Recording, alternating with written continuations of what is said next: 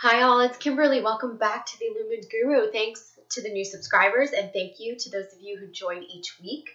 Today I'm going to post a short video about a theme that seems to be coming up in the collective, certainly in my practice, in things that I'm hearing from my clients and others in the collective. And this is around the notion of, or the concept of, freedom and how this is impacting us in different ways at this time. So we're really going to dig into that into this video, so stay tuned for that.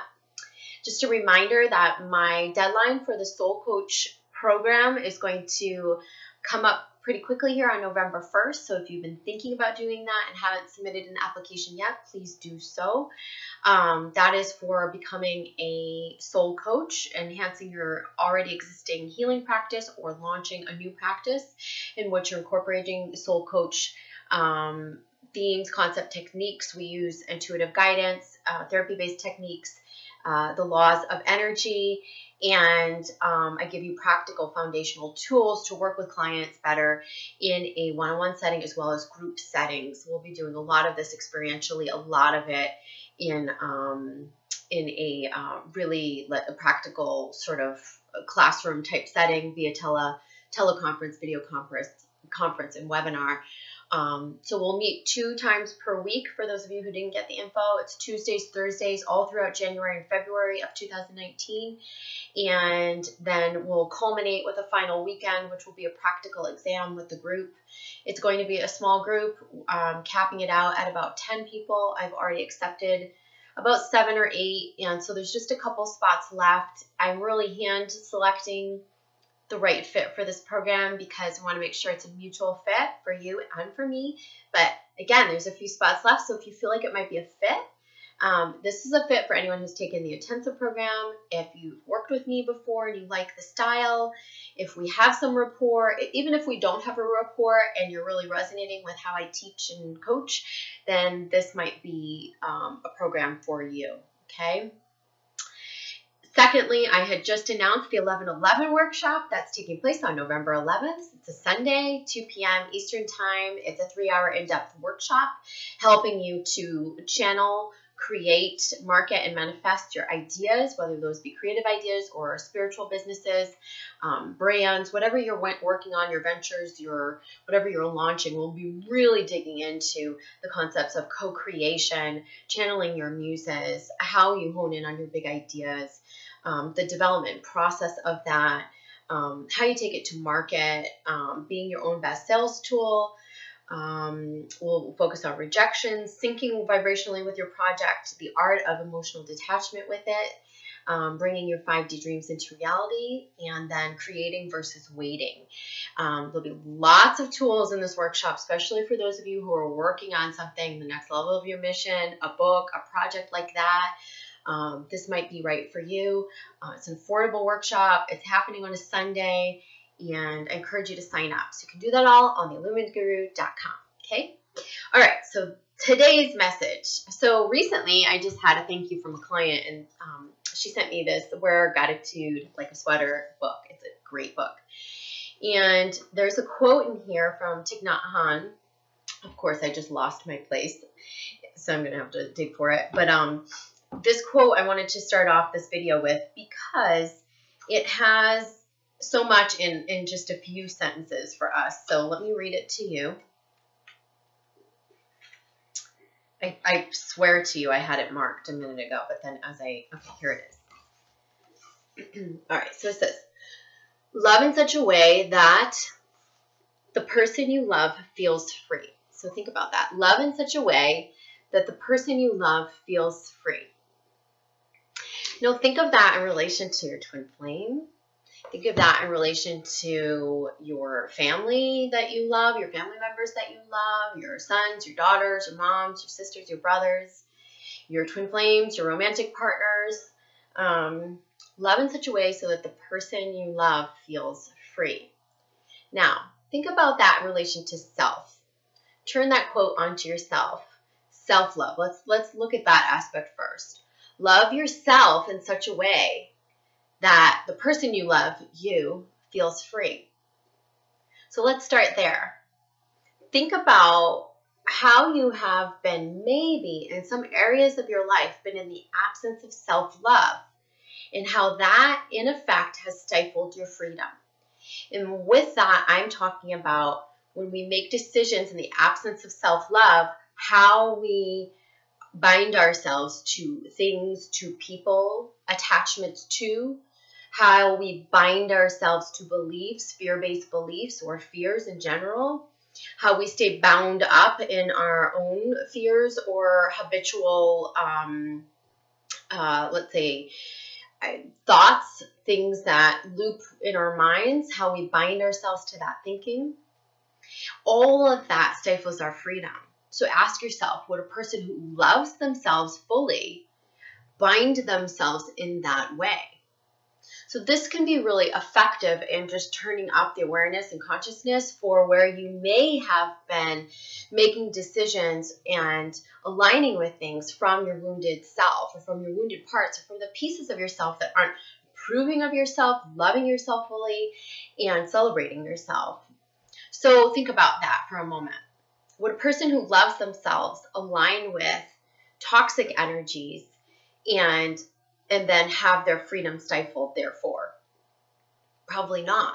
Probably not. The person who fully loves themselves is going to keep that pathway clear, is going to pull in those higher vibrational connections and to create a clear pathway of freedom, right? Of I get to choose who's in alignment for me. I'm choosing the healthiest choices. I'm not bound. There's no power struggles. And so this is going to happen as you step more and more into your own healed self and more and more into your own self-love, right? So ask yourself those questions. Where have I bound myself to things or people, situations in which I have lost my freedom because I have had a lack of self-love, and maybe I'm not liking myself. Maybe I'm hating myself. Maybe I've made those choices because I feel not good enough. Maybe I've made those choices because I'm afraid that I'm going to get left. And so I'm grabbing at the things that I must attach to have a false sense of security. But that doth not create freedom. And we actually do know that by being in those situations, by having those attachments, that it doesn't create freedom for you. That's just an illusion, right? It may create momentary or a false sense of security, but it doesn't really create the freedom that we're wanting. So what is freedom for you? Is freedom feeling in the flow? Is freedom having all doors open? Is freedom, I get to choose? Is freedom, standing in your power and, like I said, with the authority of I get to choose what's best for me in my life? What does freedom mean for you? Does freedom mean that you are able to come all the way into yourself in such a way that you are not reliant on anybody else for your well-being, your safety, your financial security? Is that your freedom? And then look at the aspects in your life, maybe where you feel blocked or held back or stuck, or maybe there's cycles. And ask yourself, is this in alignment with that stepping fully into myself, with the fully loving myself and that freedom I want to create? Okay, we're going to talk about how this is coming up in the collective in a moment. But these are just things to think about. Now, in relation to the person that you're in a relationship with or the people that you're in relationships with, where are you still trying to control them? Where are you holding onto the reins too tightly? Where do you have the noose around someone's neck? Where are you still trying to extract or extrapolate that thing that you want from them or that outcome that you're needing from that person or situation? Think about that. Think about, are you creating true freedom for that person? And think about the notion of love. If we look at self-love as, turning up the love enough to feel that freedom, to be in healthy alignment fully with ourselves, not attached to outside entities or forces, making the healthiest choices for ourselves, making the choices that are in our alignment for our highest good. how are we, or how are we not doing that for and with those that we love? So I think this gets tricky in the twin flame dynamics, because many of us, and for many of you, there's great levels of attachment, whether that be attachment, to what you want the other person to do, how you want them to react, how you want them to show up for you, timelines, outcome, and there's a lot of strangulation of energy that happens when you do that. So the notion is free yourself from within by coming fully within yourself and knowing what your definition of freedom is, and finding that through that alignment with yourself. And then create and perpetuate that same alignment to others, with others that you're in relationships with, so that you can release the need to control, manipulate, and attach to those people and situations. That allows them to be them, that allows you to hold space but not wait on or expect from or pull at energetically that person. Even the subtle ways, even if you guys are in twin flame separations and you are pulling energetically at someone just through an expectation, just having one expectation is a huge energetic pull at someone that will keep you in separation longer. I can assure you of that. Everything is energy. So think about that. Think about the dance that you do, and the thoughts that you have, and the relationship that you have to your twin. Are you fully surrendered? Are you in a state of trust? Or are you from the state of fear, trying to control things? And then look to the levels below that, right? The layers underneath that. Okay, why am I in a state of fear? What's causing this fear? What is it within me, within my baggage, my background, my wounding, that is causing me to be insecure about this, to need the answer, to make it black and white, to have to attach to the outcome to make myself feel secure or free from within, because it's a false sense of security and freedom. It's really tying you up, and it's really binding the other person, at least energetically. So even if you're not nagging out or putting the demands on, or trying to control someone directly, you can be doing that energetically without even really realizing it. Okay? So the idea is to allow everyone to be where they are at, trusting in your process and of where you're at, and allowing. It's the art of allowance. And for many of you, I know you struggle with aspects of this because there's an old story that plays. I've done this for so long. This could be where you've struggled for a long time. This could be where you sacrificed for a long time. This could be in relation to your twin flame dynamic, or other stories that you tell in your life in regards to, I don't know, work, your projects, your personal relationships, whatever that is. These old stories keep us bound, okay? They keep us locked up, like not free, imprisoned. We're bound by those stories. So once we begin to shift those stories into better feeling stories, we're able to unlock that key, free ourselves, right? Not just from our perpetual cycles of making choices from our fears, but also to free ourselves so that now we can step into a new belief, a new better feeling story, and start to attract from that place.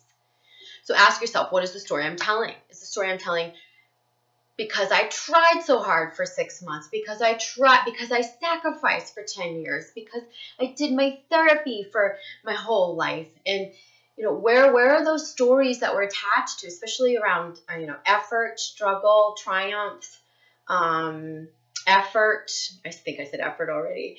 Effort, struggle. I've done it already. I did it for so long. I gave so much. I sacrificed so much. Those stories, I can tell you 100%, no matter what area of your life they're in, whether it's the twin flame dynamic or otherwise, they're going to hold you imprisoned. It's going to hold you back. So when you release those stories, then you will be able to find new solutions, better feeling stories, better feeling beliefs, new solutions to avenues that you haven't explored yet in the current situation, because you've been looking at it in this one way that's kept you restricted, that's kept you chained up, that's kept you tied up. Okay?